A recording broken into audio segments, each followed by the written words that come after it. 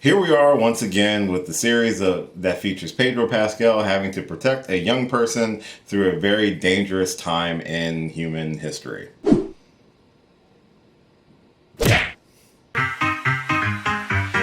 and gentlemen.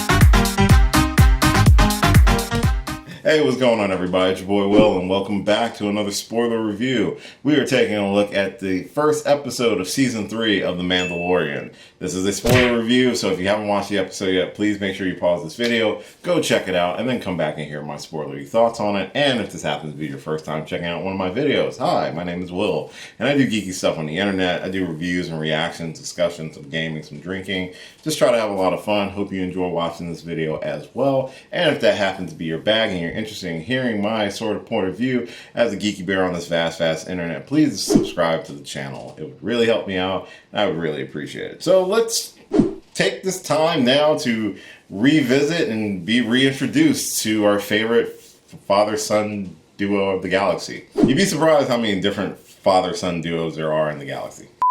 So, Mandalorian Season 3, we are back with Mando and Grogu as they're continuing on through the galaxy far, far away. We see that Mando has returned to his former group of Mandalorians to try to atone for his sins. Now, a lot of information about the series. You'll have to watch 2 episodes of the Book of Boba Fett just to make sure you're caught up to date, but I'll give you the cliff notes here. In the Book of Boba Fett, they detour the entire series for 2 episodes to focus on Mando and Grogu. I like to call them episodes of season 2.5 of The Mandalorian, where Mando is training with the armorer and some other members of his corner of the Mandalorian culture, but they find out that he took his helmet off at the end of season 2, so they basically exile him from the group and say you're not a Mandalorian, even though it's kind of bullshit. And in another episode, we see that Grogu has been training with Luke and getting stronger and stronger with the Force, but he obviously has an attachment to Mando and ends up having to make a choice whether to stay with Luke or to go back to his surrogate father. He obviously chooses to go back to a surrogate father, and we get all of that in the Book of Boba Fett season finale. What was Boba Fett doing the whole time? Who cares, because he wasn't the important Mandalorian that people want to see. Episode 1 picks up with them already back together, already trying to get him back in the good graces of his core group of Mandalorians, and the only way to do that is to bathe in a certain type of water that exists underneath one of the cities on Mandalore. But if you remember, in the Clone Wars and throughout all of Star Wars history, the entire planet of Mandalore was completely bombarded by the Empire and the Siege of Mandalore, and it's supposedly uninhabited right now. So that's where Mando has to go if he wants to atone and to no longer be an apostate. So he goes back and visits his friend, Grief Karga, I think I said his name right. He is now the magistrate of, what's the name of the planet? It's right here. So he wants to give Mando a job, but Mando obviously has his own mission. So he's basically spending this first episode trying to find people who can tell him where he can go, locate the water, as well as to try to get a little bit of muscle. They try to resurrect IG-88. I think that was the droid name. I might be confusing with the other IG droid, but they're trying to bring him back because he was currently a statue. So they want to rebuild him.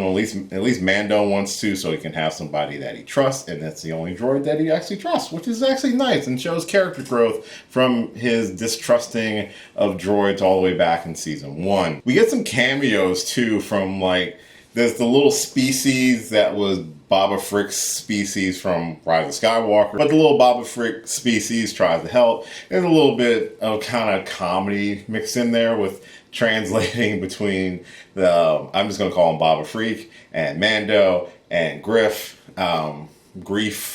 Griff, Karga, you know, him. So there's some comedy within the episode there. It's very much just an episode primarily focused on reintroducing us to Mando and Grogu. If you happen to not have kept up with them through the Book of Boba Fett. Because remember, season 2 of The Mandalorian ended like 2 years ago. So this was a pretty big gap between the seasons.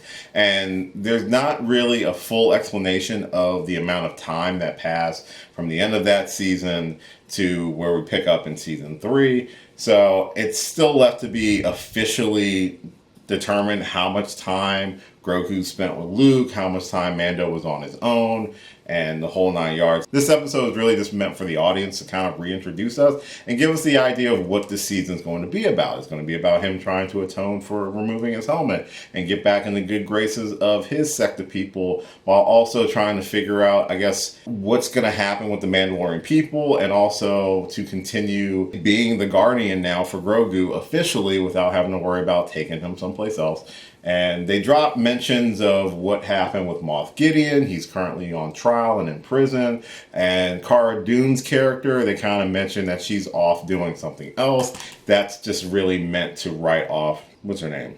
Gina Carano, whatever, the lady that ran her mouth and kind of got in trouble. There's like a brief skirmish too on the planet where some pirates come to try to chill out and celebrate, but obviously Planet Navarro. Navarro is no longer a wretched hive of scum and villainy. It's more so a port of trade for the Outer Rim territories and stuff like that. So Greef still has to kind of serve not only as this magistrate, but also its protector as well. That's why he wants to get Mando to kind of work with him there, but obviously he's got his own thing he's got to do. Maybe he'll settle down eventually. Probably not. Once he gets a little bit of information, he does depart from Planet Navarro. I really hope that's the right name. I'm going to feel dumb if it's not. But he has to also deal with the pirates that they kind of ran off in a really cool dogfight in the episode, which is kind of fun, watching him fly around, trying to keep Grogu from,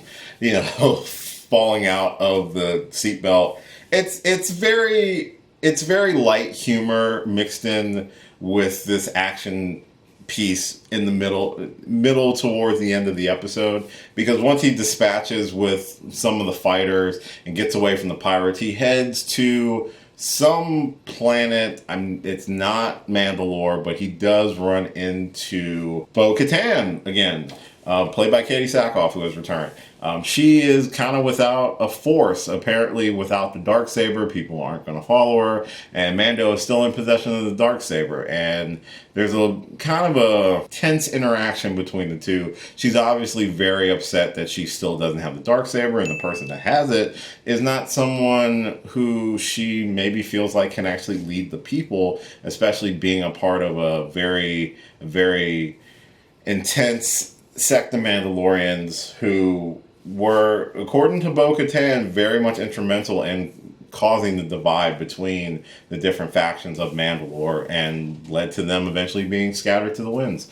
So she does give Din the information of where he can find the lake that he has to bathe in order to atone for his sins. But she is, like most people, believe that Mandalore is basically a barren wasteland and that he'll probably never find it. Expect to see Bo-Katan pop up a few times this season, because obviously there's going to have to be a confrontation between her and Din Djarin, depending on who is going to be the rightful holder of the Darksaber. Because with the Darksaber, the only way that a person can obtain it is through combat, and that's why even though Din just tried to give her the Darksaber towards the end of season 2, she wouldn't accept it because it wouldn't mean anything, especially in terms of trying to unite the Mandalorians.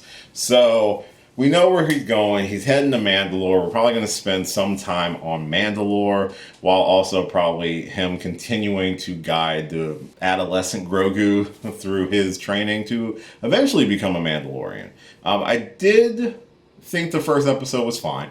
It wasn't necessarily like the first episode of season 2, where it had the big scuffle with the big giant snake thing and, that sort of episode. It was really just meant to kind of catch people up with what we can expect from this season, because it's a lot different than the first 2 seasons of The Mandalorian, because the first 2 seasons were very much focused on Grogu's story and figuring out where he needed to go, and also protecting him from like Moff Gideon. It's a different sort of episode where it really had to focus now on Mando, and with Grogu just being more so the sidekick, because Grogu's story has kind of concluded.